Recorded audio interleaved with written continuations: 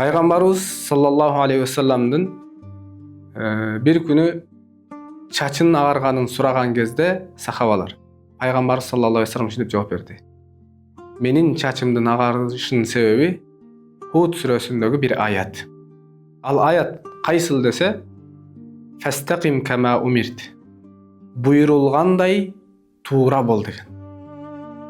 Пайгамбарыбыз саллаллаху алейхи вассалам ошол кезде бул аяттын маанисин ойлонуп, мен Аллах Таала буйругандай туура жашай алып атамбы деген маселеде чачын агартты. Урматтуу мусулман бир туугандар, сиз менен биз бүгүнкү күндө бул аяттын маанисин түшүнүп, Аллах бизди буйругандай туура жашай алып атамбы деп, же болбосо ошол аяттын маанисине ылайык туура жашоого аракет кылып жатабызбы? Же болбосо арабча bir аят экен деп окуп коюп, маанисине көңүл бурбастан өтүп кетип жатабызбы? Андыктан биз ушул нерсеге маани берип ойлонолу, урматтуу мусулман бир тууган.